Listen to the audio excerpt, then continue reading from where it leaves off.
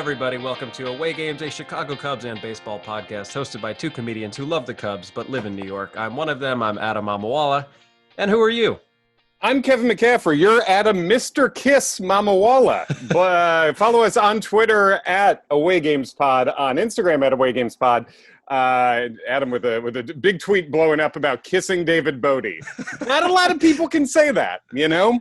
It's true. You know, it's always very interesting, the tweets that get some traction, and that was one of them, man. As soon as I saw him in the on-deck circle, honestly, you know, we've seen David Bote for long enough that, like, anytime he comes up in a big spot, you're always going to think of the big home run. And it just so happened that, sent out a tweet and said, look, if Bote goes yard right now, I'm going to drive to Chicago and risk my life to kiss him on the mouth. And next pitch, literally the next pitch, like I sent it as the count went to 1-0, and then like 5 seconds later. Well, good. Santa Maria. Yeah, Santa Maria smooch time with Mr. Bote. I guess the lesson here is you should, I don't know if threaten's the right word, but offer to kiss more players. That worked out wonderfully because I think I was, and we were, and most Cubs fans were, the angriest and most frustrated we've been of this short season so far. Really the angriest and most frustrated we've been since the last time the Cardinals were at Wrigley, I guess. Right. Stuff was bad. It was bad for a full weekend. Well, and I think baseball is just that kind of sport, and one of us tweeted it, and I think we were both feeling it. Like, it is truly incredible how in a week's time you can go from, I think, last week on the podcast we were talking about how you just feel like the team's going to win every game. And at some point in the middle of yesterday's game, it felt like it was impossible to win. Like, this is, I'm overstating it because we're still in the regular season. But in the late innings of the second game yesterday, I had that feeling in my stomach the way I did in Game 4 against the Giants back in 2016, where I was like, oh, so we just can't win anymore, and we're just not going to win again. Right. Yeah, no, I get that, where it just every pitch feels impossible for the player you're rooting for to get a hit. And it seems like it's impossible to get anyone out on the other side. Which wasn't even that. The pitchers did Hendricks threw about the best 6-inning, 3-run game you're ever going to see. He was dominant into the last inning, and then when your team just can't score, you end up having to really nibble and not pitch to your normal game plan in these weird mini 7-inning games too. Very strange, the pacing on these fake baseball games that we're doing now. But but you people want you to kiss David Bote is basically what we're learning from Twitter. People have really, really got on board hitting us at Away Games Pod about go kiss him, who did it. Well, I'll tell you what, at the risk of compromising my own and David Bote's cybersecurity, my sister keeps sending me these random videos where she's like inserting my face onto like Tobey Maguire and Spider-Man. So I think there is a world in which I can doctor a video of me kissing David Bote, and if I can, rest assured it will be on Twitter sometime soon. God, you dream about, every baseball player dreams about making the major leagues. What a unintended side consequence for Mr. David Bote of growing up in Colorado, coming to Chicago, getting kissed by a New Jersey Adam. Well, the other thing that was frustrating about yesterday was that it's like, in typical Cardinals fashion, it's guys who, like, I didn't even know they existed before yesterday beating us. Like, Max I guess, Schrock? Yeah, exactly. Like, Brad Miller I had heard of, but, like, who the hell is Schrock? Craig Brazell-ass Max Schrock. Craig Brazell-ass, absolutely. Max Schrock. And I believe it was Greg Huss who writes, he does the Growing Cubs podcast, and we've had him on the show a while back, but follow him on Twitter too, Greg Huss. But he was posting, like, before the game, he posted a screen cap of a text exchange he had with a friend where he's like, as soon as Max Schrock got traded to the Cardinals, I was like, he's going 4 for 4 against the Cubs. And I mean, like, that is close to what happened. Brad Miller was doing the real damage yesterday, but Schrock also very Cardinal. I mean, you look at the lineup that the Cardinals are putting out there. You look at the lineup the Cubs are putting out there, and the Cubs should be taking 4 or 5 is what it looks like. It's just, it's a better lineup, but it's not a better lineup when almost all your best players are borderline unplayable. Chris Bryant and Javi Baez cannot play baseball right now. Like, I mean, actually, Chris Bryant has still been great on defense. Chris Bryant's whiffing 92 miles an hour belt high over the middle from a lefty. That happened yesterday. That's not major league hitting. He didn't even make contact. It's like Ian Happ 2018 syndrome. It's really disturbing in a way where it just makes you think that the Cubs are doing the same thing they've done with Chris Bryant specifically before, where the guy seems to be hurt. If he's not, well, something else is up, and that also sucks. But we saw what happened when he made the diving attempt in left field in Cleveland. Seems like he turned around that wrist and those fingers, something serious, and then he came and hit a bomb immediately after that. But he just hasn't been playable offensively since then. And the Cubs have done this thing with Bryant before, where they've had him continue playing through an injury ineffectively, and then eventually put him on the IL way too late. And I just hope that's not what they're doing again, but I don't have a ton of faith that they're not. And then Javi Baez right now, it doesn't seem like anything physically is wrong, but I mean, it's the worst I think it's 2014 Javi Baez. He's swinging at all three pitches no matter where they are every single time. It's unplayable right now. Yeah, and unlike KB, he did make an error in the field yesterday that was an extremely routine play, which I'm not going to say that that's going to be the norm, but it's hard to imagine that he's not getting a bit frustrated, because he certainly looks like he's just kind of flailing up there, and he's definitely pressing.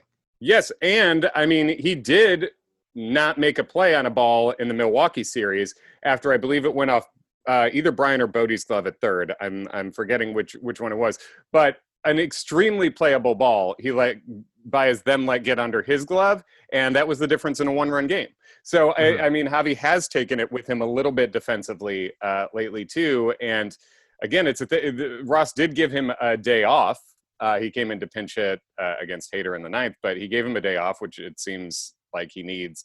But that's the problem when you have 5 games in 3 days. And the Cubs don't really – I mean, you can sit Javi, but who's going in there? You can play Nico at short, but it's – yeah, so, I mean, when your stars are playing like that, the margins are small, even if the other lineup is this Cardinals lineup that looks much worse. Yeah, and the Milwaukee series in particular was very frustrating, because it just seems like it's this repeating trend since, late 2018 when the Brewers had that wild comeback, that every time the Cubs have a chance to really put their foot on the throat of the Brewers. And yeah, it's the regular season, but it's also August, and the season still ends at the same time. And the Cubs came into that series up by, I think after they won that first game on Thursday, they were up by 6.5. Mm-hmm. Literally, if you just split a 4-game series, you're in good shape, because you already had built up a nice margin, and just it's very, very frustrating. And I mean, there were mental mistakes. There were a lot of the things that we hadn't been seeing early on in terms of consistently having really good at bats started to go away.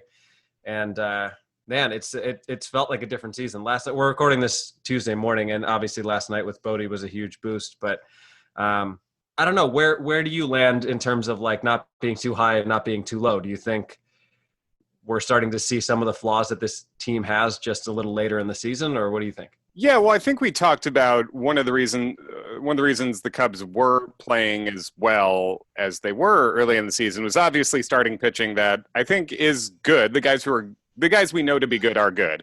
And then Chatwood had been very good, and then obviously had one bad game and then has come up with an injury here. So the starting pitching playing a little over its head, but maybe better than we thought they were. And then the lineup more progressing to the mean. But now the lineup has taken a huge dive in the past week. So I think you can't count on – I mean, if Chris Bryant and Javi Baez are going to be, bottom 20% of the league offensive players – then, yeah, the Cubs don't have much of a ceiling this year.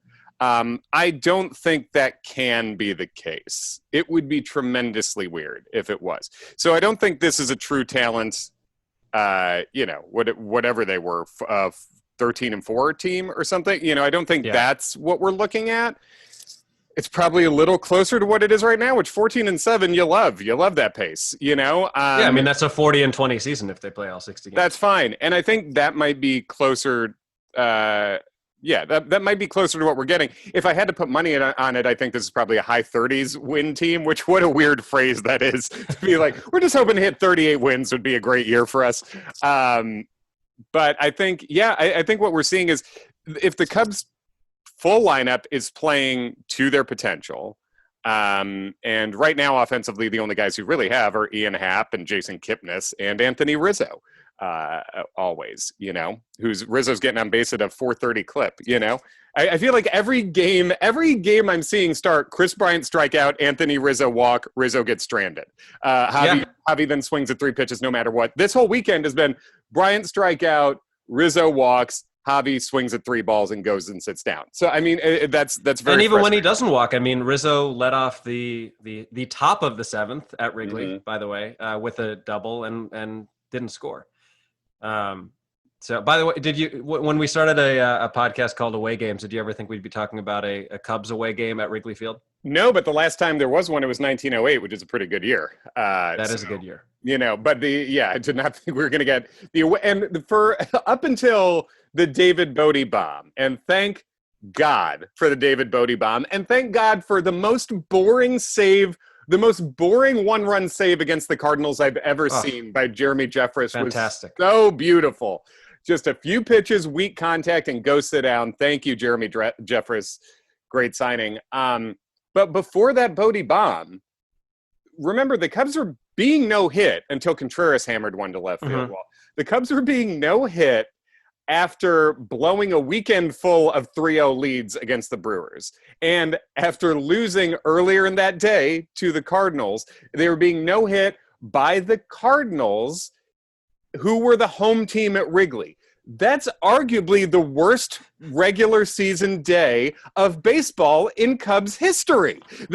Outside of your Craig Brazel ass losing playoff, getting knocked out of the playoff situations, you could make a serious case. Yesterday was the nadir of Cubs regular season baseball of our lifetimes until they turned it around.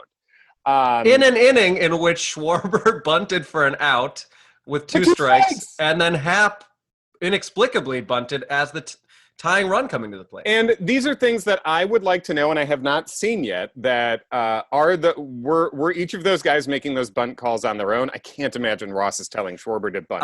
I did see what Ross said about the Schwarber bunt. He didn't say anything about the Happ bunt that I saw, but what Ross said about the Schwarber bunt was like, he's fine with it. He encourages guys to think outside the box if they're not seeing a pitcher particularly well. He said that based on Schwarber's first 2 looks at that guy, I forget who was even pitching, that he didn't feel like he was seeing the ball come out of his hand very well. So in a game where you're losing, think outside the box, even with 2 strikes, he's okay with it. I would imagine if you asked Ross, he definitely did not tell Happ to bunt there. I can't imagine that he would have done something like that. If he didn't, I would assume that he would probably talk to Ian and be like, yeah, maybe don't do that next time. Yeah. You're one of our best hitters right now. Him. I mean, there's 3 hitters right now. We have a lot of players and we have 3 hitters currently. The Cubs do, excuse me. But you know what I mean. But that. And I mean, we also saw this weekend an extremely questionable thing where we had Rizzo on a hit and run, Rizzo taking off for second with Schwarber on deck and Contreras up there, who's been striking out nearly 40% of the time. I also didn't see anyone reporting on whether that was called from the bench or not, but these are either a bunch of truly significant mental mistakes over the course of a weekend, which will happen. These guys are imperfect. You go into bad streaks, or these are bad managing moves too. That would be an insane hit and run to call for, and it seems like it had to be. And Happ was thrown out in the same game, and it's like, look, the Cubs are not a team that steals. Really, nobody steals in baseball, but especially the Cubs. It's just not part of their game. And, watching that series over the weekend and then the first game and first, 6 innings of yesterday, it's like I kind of thought we would circumvent the, dog days of August in a season that started at the end of July. But it felt a lot like that. Yeah, it just felt it feels too early to it just seemed like everyone seemed like they were really pressing. And I'm very hopeful that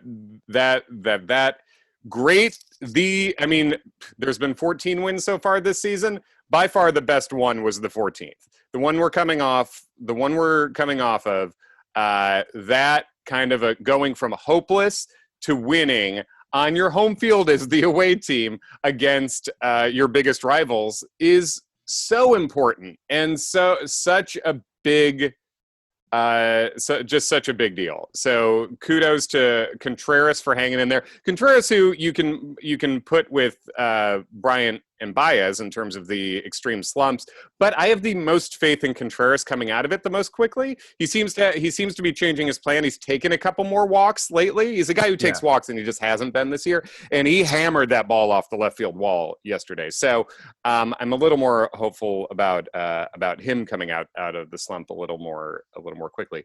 But yeah, just what an important win yesterday. Now, for a guy like Kipnis, and I think I know your answer to this, but would you like to see him in the lineup pretty much every day? Or do you think part of the reason that he's doing so well is that he's not playing every day? I think both of those, right? I think yes. I think he's been deployed in a way that gives him the best chance to succeed. But I also, I've been beating the drum for Kipnis to start most days since the preseason, I do believe Kipnis is the best option at second most days for the Cubs. And I think, and just sensing from Cubs Twitter and from the lineups the first 10 to 12 games of the season, maybe I'm in the minority with that. But we can talk about, Nico Hoerner's been making hard contact, and that's great. And that he had a hell of an at-bat against Hader, that he should have walked. Hader, God damn it. Hader walked 2 of the 3 guys in that inning, and Jordan Baker, home plate umpire, just wouldn't let it happen. So, yeah, Nico had a great at-bat. Nico's OPSing around 600 right now. I mean, we can talk about all the hard line drive contact we want, but it's not happening right now. So, okay, I still want Nico up on the team, and he should be getting at-bats here and there. And but I do think that Kipnis needs to be your starter most days at second base or DH. Yeah. Well, I have some good news for you. Do you know that there's actually a place that you can just specifically bet on Jason Kipnis? I did not, but God, I can't wait. How am I not there already? Well, it's a place called Thrive Fantasy, and they're a new DFS app for prop bets. And for example, if you want to bet that Jason Kipnis will have over or under 1.5 hits and RBIs in tonight's game, you can do that. Oh, dang. You can go on that site and you can make that bet. I might actually do that. You actually should do that. And if you go on that site, Thrive Fantasy, you can use the code AWAYGAMES, and you get a bunch of free money. You put $20 in, you get $20 on top of that. So you win a bet already before you bet if you go to Thrive Fantasy and use the code AWAYGAMES. Yeah, and we're gonna get working on a new promo code that involves kissing David Bote, but we haven't gotten it yet. Kiss me, Bote. Yes, nice, excellent plug. But yeah, I mean, talking about what you were just referring to, like that.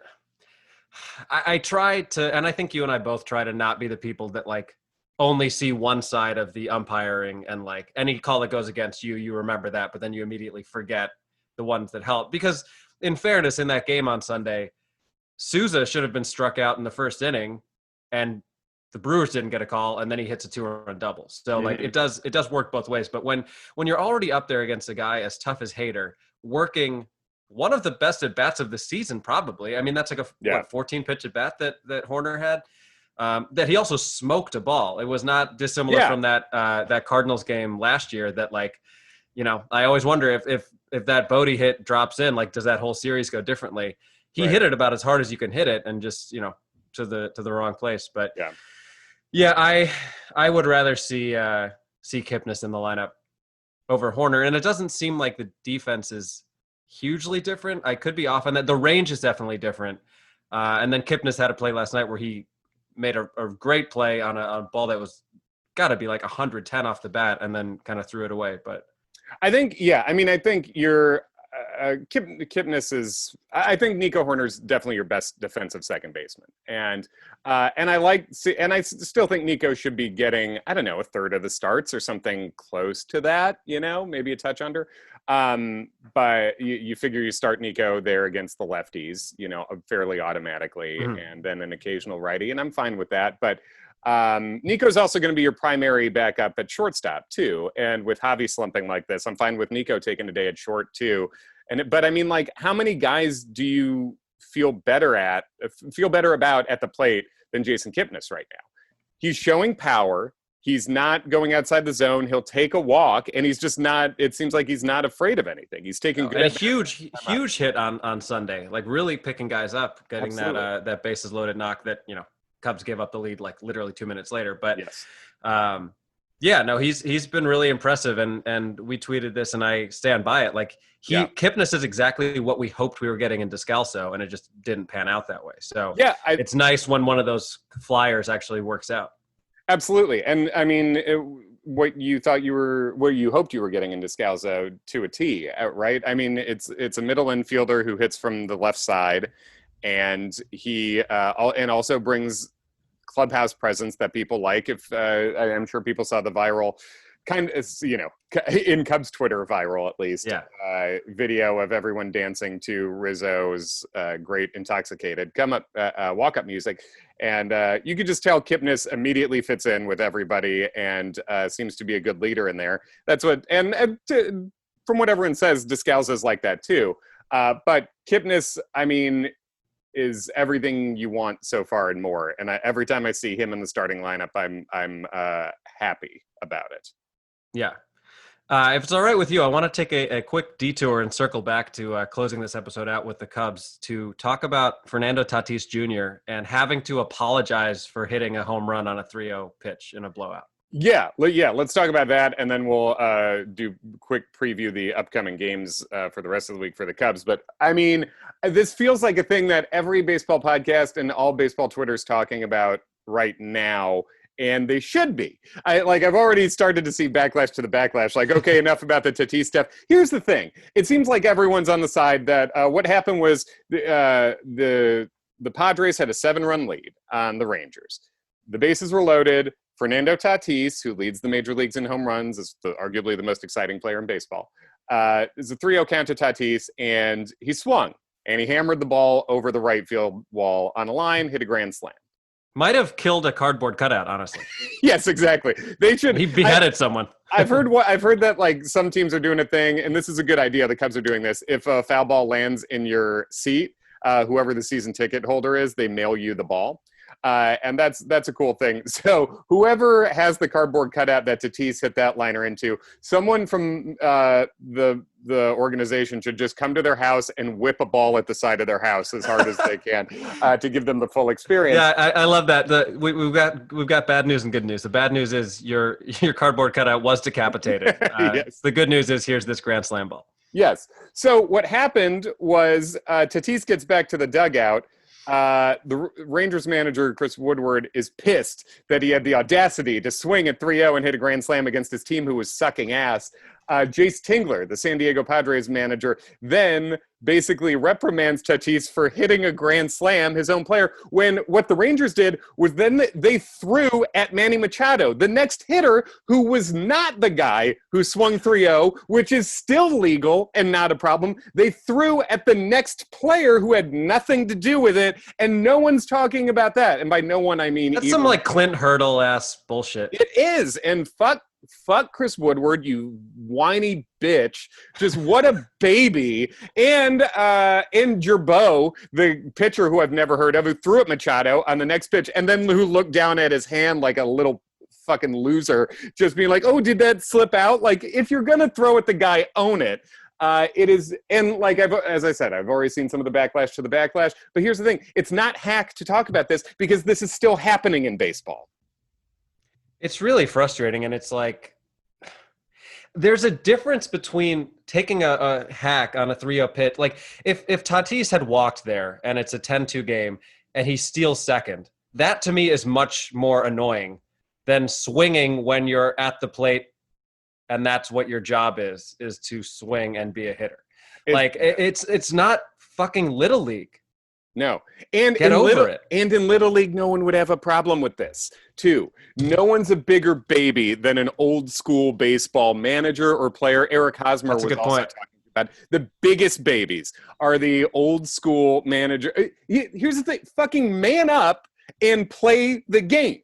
It's like a thing we heard in the NFL from a lot of people for a long time. It's like, if you want to, the best way to keep a guy from doing a touchdown dance and celebrating is to keep him out of the end zone.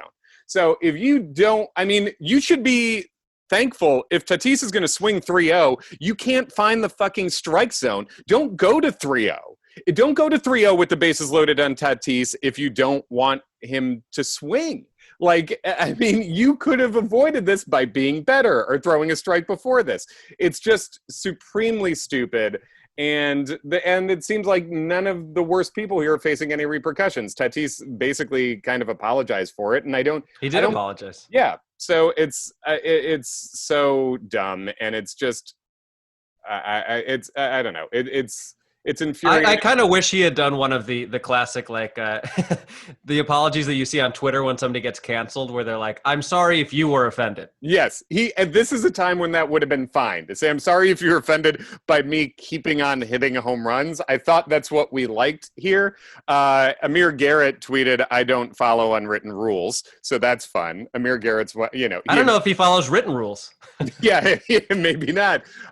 Trevor Bauer, who I don't like, but also tweeted that, to Tatis for the only thing he did wrong was apologize, keep doing what you're doing. Colin McHugh said the same thing, who is a pitcher. So I think the tide is starting to turn with with the players. They just have to band together and, not let these old whiny managers and some pitchers keep perpetuating this nonsense. And again, they threw at Manny Machado and the next play. Why is no one talking about that? That's in the unwritten rules, is that you get to throw at a guy who had nothing to do with it because someone else did something you don't like. That is still totally fine. It is just insane beyond words. And I mean, I think most of Twitter certainly is on board. I did take a screenshot of one guy who was like, good for Hosmer talking to Tatis. That was Bush League. And it's just like, picture the face of who would say that. You're right. Like, it's just only the worst people on the internet and in baseball feel the way that Chris Woodward and apparently Jace Tingler does. So, yeah, go Tatis, keep hitting bombs. Yeah.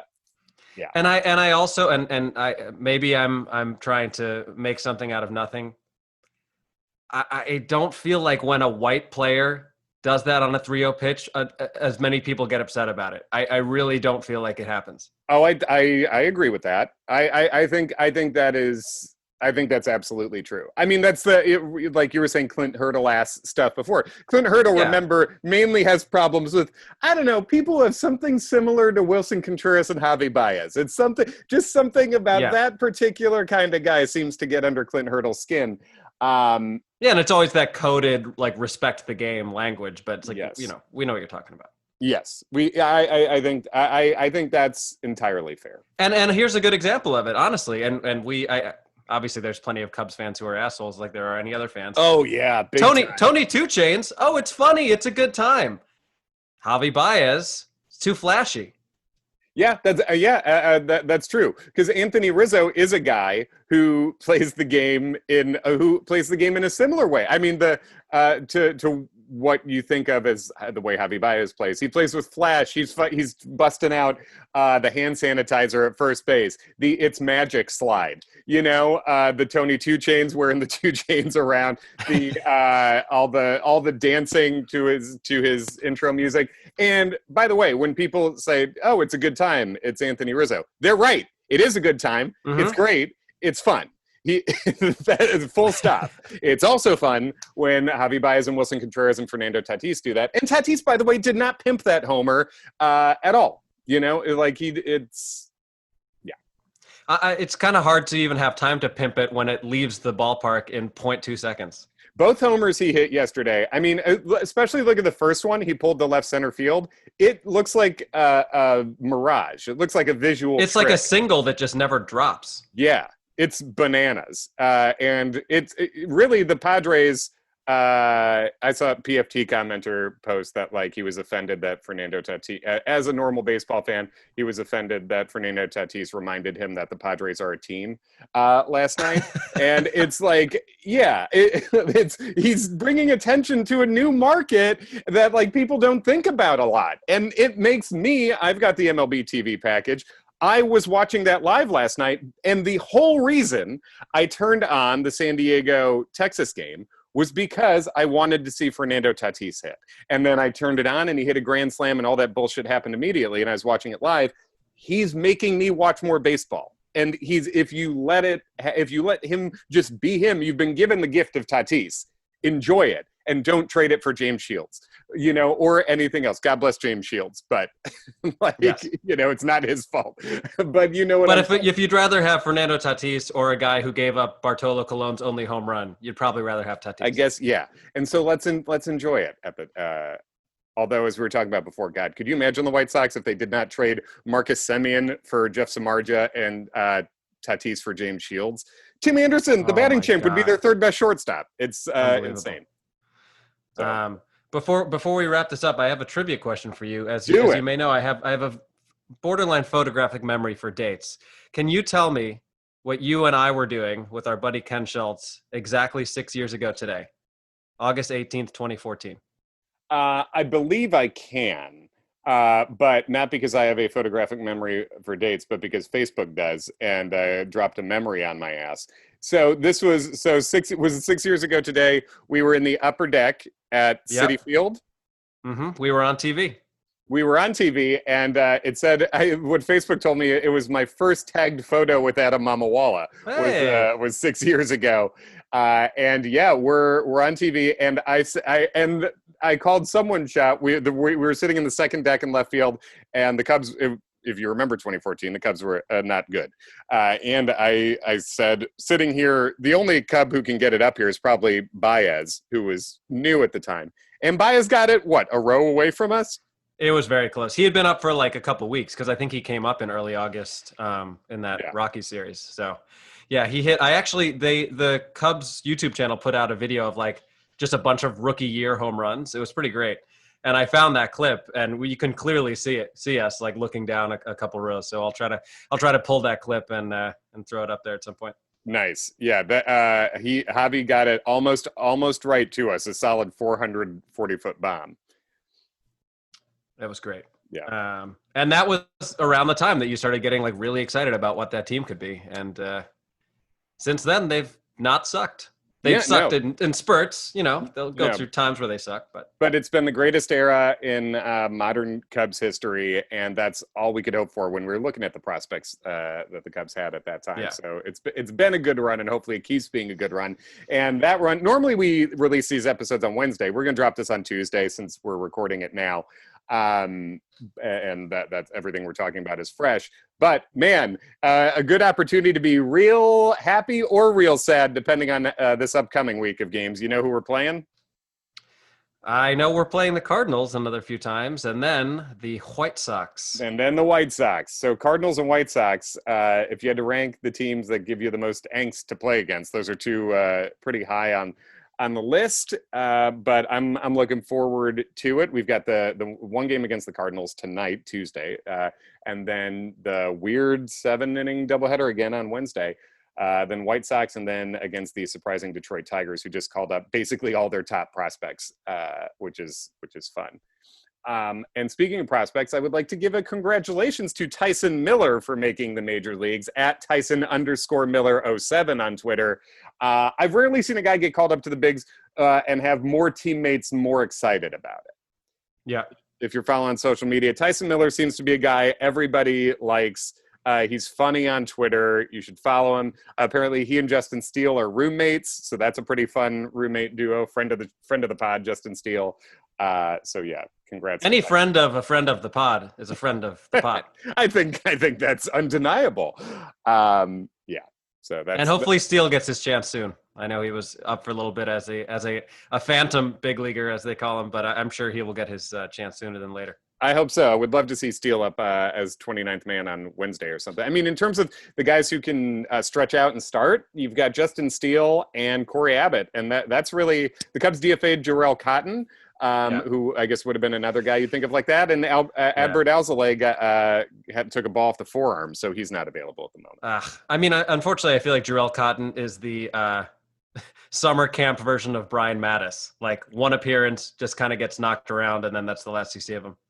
Yeah, that could be the case. I still like the signing, and there's a chance he'll clear waivers, but for now he might. There's actually probably a fairly good chance that he does. So hopefully he does get another shot. But Yeah, and also, the Cubs bullpen, we didn't talk about this, but like Kimbrel has looked a lot better of late. You're starting to see things come together. His velocity's up a little bit. Yes. Winkler was fantastic last night, thanks to a great pick by KB at third, but very good inning in a position where I think a lot of people on Twitter were like, "Oh my God, we just got the lead. Why is Winkler in?" Pitched very well. Tepera has looked really good, and obviously Jeffress he's been unbelievable. So Wick gives up the double yesterday, but I have no issues with Wick. Yeah, I mean, that's a tough spot to come into.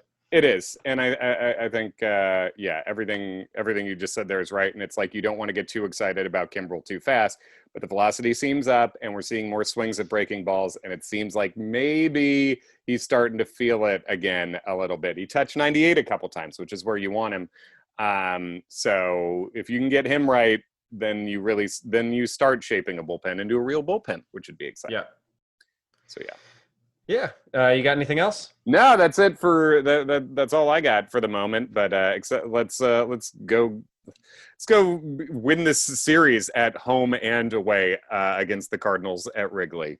Historically, going all the way back to 2003 for our older listeners, the Cubs have a pretty good track record with 5-game series against the Cardinals. That was a real turning point in 2003. I went to that 5-game series with a Cardinals friend, my friend Dusty Shekels, who just got engaged. Congratulations. Real person, by the way, Dusty Shekels. Real man. A real man. And we went to that doubleheader that Sosa walked off, and then there was a Kerry Wood, Matt Morris standoff a little bit. And we got so sunburned in the bleachers in the first game that we went to the McDonald's across the street and just ordered a bunch of ice to hold on our faces after it. That's my memory from that 5-game series. So rest in peace, Wrigley McDonald's. Thank you for your service. Yes, exactly. Sunscreen up, everybody. If you're watching out on your own porch, thanks for listening. Follow us at Away Games Pod on Twitter and Instagram, and we will catch you soon.